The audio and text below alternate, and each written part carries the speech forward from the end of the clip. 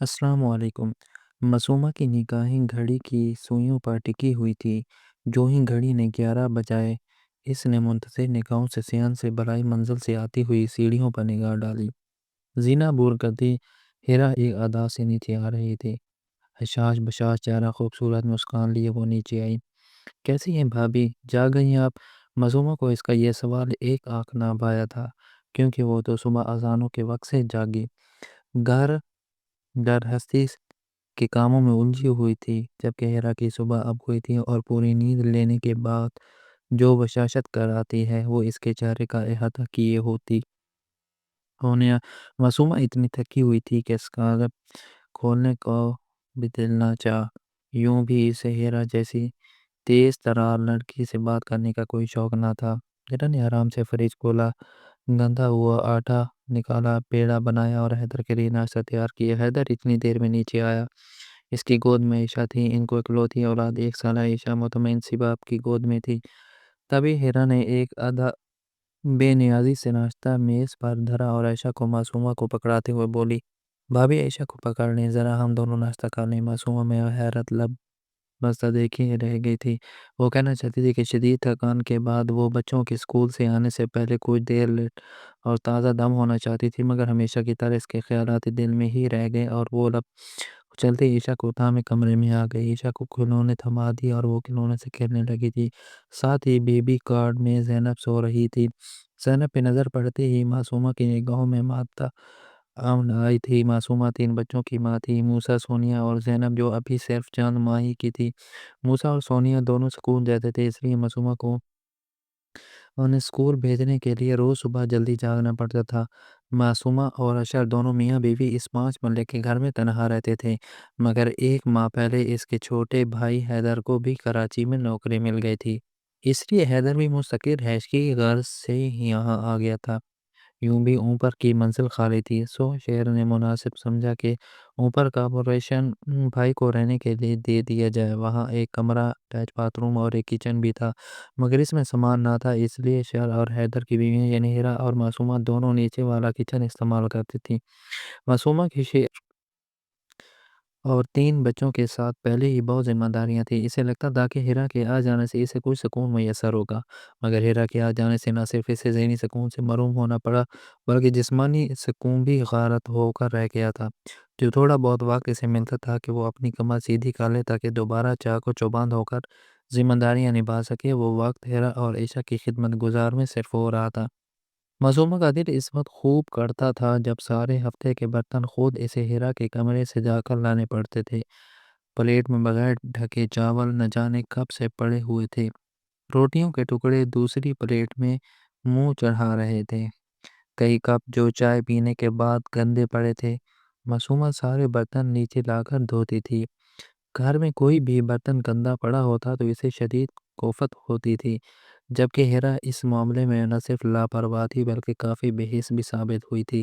سب سے زیادہ افسوس کی بات یہ تھی کہ حیدر بھی آنکھیں بند کیے بیوی کا غلام بنا بیٹھا تھا، جبکہ اشر ہر معاملے میں معصومہ کو ڈانٹ دیا کرتا تھا، چاہے اس میں معصومہ کا کوئی قصور ہو یا نہ ہو۔ دوسرے لفظوں میں اشر کو معصومہ کی تذلیل کر کے دلی سکون ملتا تھا، جبکہ حیدر ہیرا کے سامنے چوں چرا بھی نہ کیا کرتا تھا، جیسا ہیرا کو کرنے کو کہتی تھی ویسا ہی کرتا تھا۔ یوں لگتا تھا جیسے وہ اس کے بے داغ غلام تھا۔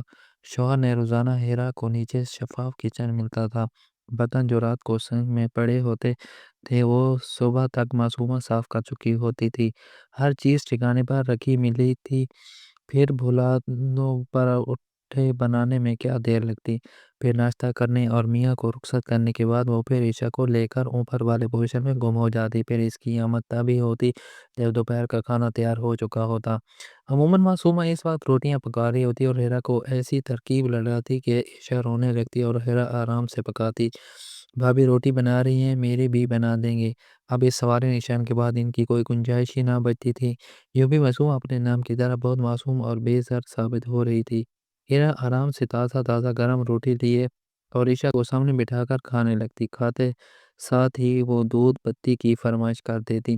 معصومہ چائے کے کپ کی خود بھی طلب محسوس کر رہی ہوتی تھی۔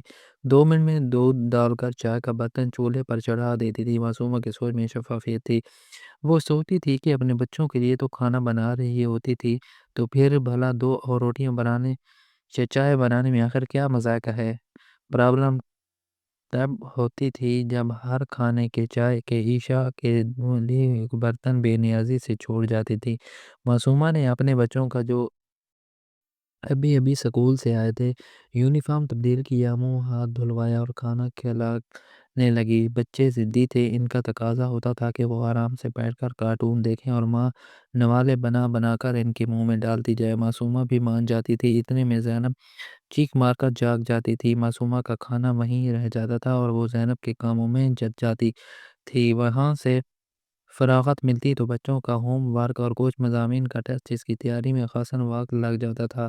اس سارے دورانی میں ہیرا پوشی کا سفر جاری رکھتی اور جب مردوں کے آنے کا وقت ہوتا تو سچ دھج کر نیچے آ جاتی۔ بھابی ذرا اپنی پنک لپ اسٹپ دے دیں اور براؤن پینسل بھی۔ ہیرا کا انداز دو ٹوک ہوتا، معصومہ فقط اسے ٹھنڈی عمرہ کا دیکھ کر رہ جاتی۔ وہاں پڑی ہے، لے لو۔ معصومہ جانتی تھی کہ یہ محض دکھاوا ہے اور ہیرا سارے راستے جانتی ہے، تبھی تو اتنی معلومات رکھتی تھی۔ جبکہ معصومہ سادہ سے حلیے میں ادھر ادھر پھیر رہی ہوتی تھی اور اتنے میں اشار آ جاتا تھا۔ جبکہ ہیرا کا چمک چھلو والا گیٹ اپ اشر کی نظروں میں ضرور آتا تھا۔ حیدر کی ملتفت طبیعت ہیرا کا اٹکیلیاں کرنا اشر کو ماضی کے درویزوں میں لے جاتا تھا، مگر معصومہ ان سب باتوں سے بے نیاز اشر کے صبح کے کپڑے پریس کر رہی ہوتی تھی۔ جبکہ معصومہ کو پتہ تھا کہ حیدر اپنے کپڑے خود پریس کر لے گا، نہیں تو اسے آواز دے گا، بھابی یہ شرٹ تو پریس کرنی، اور معصومہ اسے انکار نہ ہوتا۔ مروت تو جیسے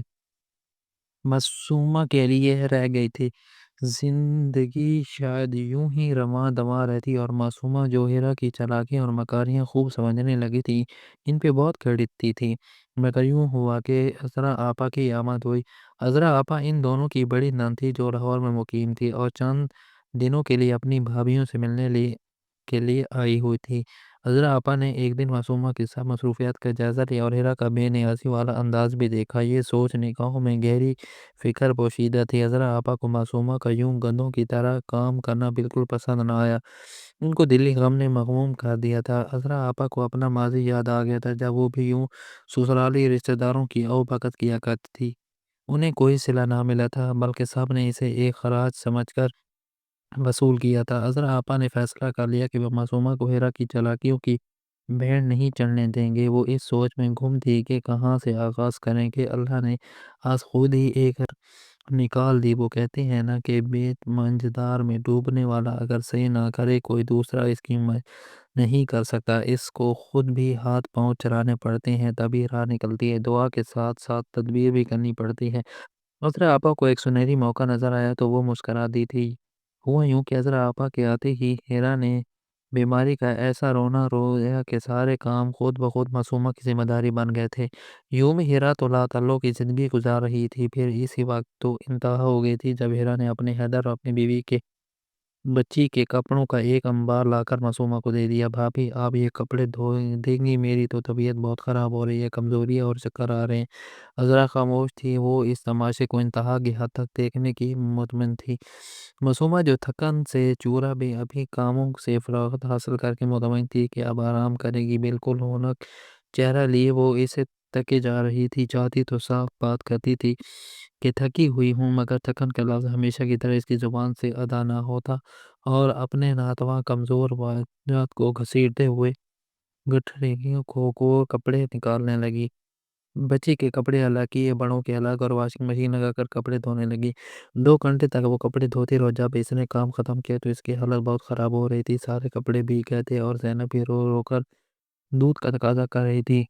عذرا بغور اس کارروائی کو ملاحظہ کر رہی تھی۔ پھر ہیرا پانی میں ہاتھ نہیں ڈال رہی تھی کہ کہیں اسے ٹھنڈ نہ لگ جائے۔ معصومہ زینب کو تھپک تھپک کر سلانے میں مصروف تھی۔ جب ہیرا نے عائشہ کو بھی اسے تھما دیا، بھابی میں ذرا نہانے جا رہی ہوں، حیدر آنے والے ہیں اور وہ مجھے تیار نہیں دیکھیں گے تو انہیں اچھا نہیں لگے گا۔ پہلے اس کے وہ کوئی جواب دیتی، وہ نہانے واش روم میں گھس چکی تھی۔ اب یک نہ شد دو شد دونوں بچیاں منہ پھاڑے رو رہی تھی، جبکہ معصومہ کا خود بھی بیان کرنے کو دل چاہ رہا تھا۔ اسرا نے بے حد تعجب سے یہ سب منظر دیکھا۔ انہوں نے عائشہ کو تھاما اور معصومہ کے کندھے پر ہاتھ رکھتے ہوئے ٹھہرے ہوئے لہجے میں کہا، کب تک یوں خود کو تکلیف دیتی رہو گی؟ یہ دنیا بہت ظالم ہے، اتنی میٹھی بھی نہ بنو کہ تم کو آرام سے نکل لیا جائے۔ اسرا آپا کی ہمدردی سن کر وہ پھپک پھپک کر رو دی تھی، آنسوؤں کے گالوں پر تو اتر سے بہہ رہے تھے۔ پھر آپ ہی بتائیں کہ میں کیا کروں؟ معصومہ نے جو بے بسی کی تصویر بنی ہوئی تھی التجا کی، اگر میرے کہنے پر چلو گی تو تم کو ان ساری مشکلات کا حل مل جائے گا۔ بولو دو کہ میرا ساتھ، اگر ہاں کہتی ہو تو ہو جاؤ شروع۔ اسرا آپا کی بات پر اس نے سر ہلایا۔ تھوڑی دیر بعد ہیرا بات سے باہر نکلے، عائشہ کو تھاما اور اپنے کمرے میں میک اپ کرنے چلی گئی۔ اسرا آپا نے معصومہ کو ساتھ بٹھا لیا اور ناصحانہ انداز میں بولی، معصومہ ان کے ایک ایک لفظ کو دل میں جذب کر رہی تھی۔ پھر اگلا دن طلوع ہوا جیسے باقی دن ہوتے ہیں، مگر اس دن کچھ ایسا نیا ہوا تھا جو باقی دنوں میں نہیں ہوتا۔ اگرچہ آج بھی معصومہ گھڑی کی سوئیوں پر نظر ٹکا کر بیٹھی تھی۔ جیسے ہی گھڑی نے 11 بجے کا ہندسہ عبور کیا، ہیرا مسکراتی ہوئی سیڑھیاں اتار کر نیچے آ گئی۔ اس نے ایک مسکراہٹ معصومہ کی طرف بھی اچھالی تھی۔ ٹی وی کے سامنے بیٹھی ٹیک شو دیکھتی معصومہ نے بھی جواباً مسکراہٹ پیش کی تھی۔ اسرا آپا قدرے دور بیٹھی کسی رسالے کی ورق گردانی میں مصروف تھی۔ ہیرا نے کچھ کچن میں قدم رکھا۔ پہلا جھٹکا اسے تب لگا جب اس نے سینک میں برتنوں کا انبار دیکھا۔ اس نے ناک پھونڈ چڑھا کر ایک کپ نکالا اور اسے دھویا۔ ناگواری کا احساس اس کے چہرے سے حادی تھا۔ پھر فریج کھول کر آٹا لینے کے لیے نظریں دوڑائیں، مگر آٹا وہاں تھا ہی نہیں۔ وہ بھی ساختہ پلٹی تھی۔ بھابی آٹا نہیں ہے کیا؟ لہجے میں بے یقینی پھیلی تھی۔ معصومہ نے اس کی حیرت سے حیض اٹھایا تھا۔ بالکل ہے، بہت آٹا ہے، کستر میں سے نکال کر گوندھ لو۔ ہیرا کو جواب دیتی معصومہ اس معصومہ سے یک طرح مختلف لگ رہی تھی۔ ہیرا برا سامنا بنا کر پاؤں پٹکتی اور چلی گئی تھی۔ تھوڑی دیر بعد ہی حیدر تیزی سے زرینہ عبور کرتے نیچے آیا۔ بھابی، ہیرا کی طبیعت ذرا خراب ہے، کمزوری ہے، اس سے ناشتہ نہیں بن سکتا۔ آپ بھی 2 پراٹھے اور آملیٹ بنا دیں۔ معصوم سے پہلے اسرا آپا نے جواب دیا، کیوں ایسی کون سی کمزوری ہو گئی؟ ہیرا کو سارے شام نہاتے، تیار ہوتے اور کھاتے پیتے وقت تو کوئی کمزوری نہیں ہوتی۔ معصومہ تم ایسا کرو، مجھے وہ فیروزی سوٹ لا کر دو جس کے بٹن ٹانکنے ہیں۔ لو جی، قصہ ہی ختم ہو گیا تھا۔ اب حیدر کو ناکام واپس لوٹنا پڑا تھا۔ پھر حیدر تیار ہو کر بھوکا ہی آفس چلا گیا تھا، بنا شرٹ پریس کر کے، کیونکہ ملازم معصومہ تو مصروف تھی۔ دوپہر کو جب ہیرا کے پیٹ میں بھوک سے چوہے دوڑنے لگے تو وہ نیچے آئی تھی۔ اس کا اڑا ہوا چہرہ اس بات کی دلیل تھی کہ اسے زوروں کی بھوک لگی تھی۔ کچن میں سالن کے لیے جب دیگچی کا ڈھکن اٹھایا تو صاف شفاف دیگچی منہ چڑھا رہی تھی۔ بھابی، آپ نے کھانا نہیں بنایا؟ ہیرا کا غصہ دیدی نہیں تھا، لہجہ بھرا کر دو۔ اس کے بعد تمیزی بھرے لہجے نے معصومہ کو بھی چونکا دیا تھا۔ نہیں، میری طبیعت ٹھیک نہیں ہے۔ کیا طبیعت صرف تمہاری خراب ہو سکتی ہے؟ اس کا لہجہ جتاتا ہوا تھا۔ وہ کوئی سخت جواب دینے والی تھی، مگر بڑی ناند کو دیکھ کر لب بھینچ لیے۔ اسرا آپا اسے سخت نظروں سے دیکھ رہی تھی، وہ بھی کینہ تو نظروں سے دیکھتی ہوئی اوپر واپس چلی گئی۔ معصومہ اسرا کو دیکھ کر مسکراتی تھی۔ پھر جب جو بچے سکول سے لوٹے تو اسرا آپا نے جو چکن سینڈوچ بنا کر رکھا تھا، پان میں رکھے تھے، وہ نکال لیے۔ بچوں آ جاؤ اور آج پھپھو کے ہاتھ کے بنے ہوئے سینڈوچ کھاؤ اور مزے کرو۔ بچے بہت خوش ہوئے۔ آج معصومہ بھی آرام کرنے کو ملا تھا، اتنا سارا دن تھا اور کام بھی نہ تھے۔ پھر شام کو ہیرا نیا سوٹ زیب تن کر کے نمودار ہوئی۔ معصومہ سامنے ہی لیٹی ہوئی تھی صوفے پر۔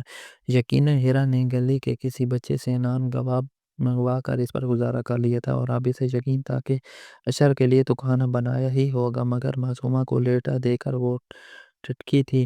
جاؤ کھانا بناؤ کچن میں۔ عذرا آپا کی بات پر وہ مجبور کچن میں آئی تھی۔ کھانا بنانا تو اسے آتا ہی نہ تھا۔ سوچا کہ چلو قورمہ ہی بنا لیتی ہوں۔ قورمہ بناتے ہوئے اس کی حالت خراب ہو گئی تھی، اس کی آنکھوں پانی سے بھر گئی تھی اور ٹماٹر اس کے کپڑوں کو داغدار کر چکے تھے، ہلدی اس کے چہرے پر تھی۔ خدا خدا کر کے اس نے سالن بنایا تو سامنے کھڑی معصومہ پر اس کی نظریں پڑی۔ ہلکے نفیس سے کام والے کپڑوں میں وہ بہت حسین لگ رہی تھی۔ بچے بھی پرجوش سے تھے، عذرا آپا بھی تیاری سے لگ رہی تھی۔ جب عائشہ آیا تو مسکرا کر ایک گہری نظر اپنی بیگم پر ڈالی جو یہ حد پیاری لگ رہی تھی۔ ہر وقت حلیے میں رہنے والی آج بہت اچھی لگ رہی تھی۔ اشر نے اس مسرت انداز میں اسے دیکھا تھا۔ معصومہ شرما گئی تھی۔ اچھا آج ہم سب کھانا کھانے باہر جا رہے ہیں، کھانے کے بعد تم مجھے آمنہ کے ہاں کھو دینا اور تم حیدر کے ساتھ جو تم نے جلا ہوا قورمہ بنایا ہے وہ کھا لینا۔ اظہر آپا کی بات پر وہ انہیں ساتھ خوشیلے انداز میں دیکھ رہی تھی۔ تب حیدر بھی آ گیا تھا اور اپنی بیوی کے حلیے کو دیکھ کر حیرت زدہ رہ گیا تھا۔ ابھی تو اس کے ہاتھ کے جلے ہوئے پکوان بھی تھے اسے حیران کرنے کو۔ اظہر آپا کے پیچھے میں اشر اور ہمارے بچے مسکراتے ہوئے چل رہے تھے۔ ہیرا کھوئے کھوئے انداز میں انہیں جاتا دیکھ رہی تھی کہ عائشہ کی چیخ نے اسے چونکا دیا۔ واہ! ابھی عائشہ کو دیکھنا، اس دفعہ تو اسے سچ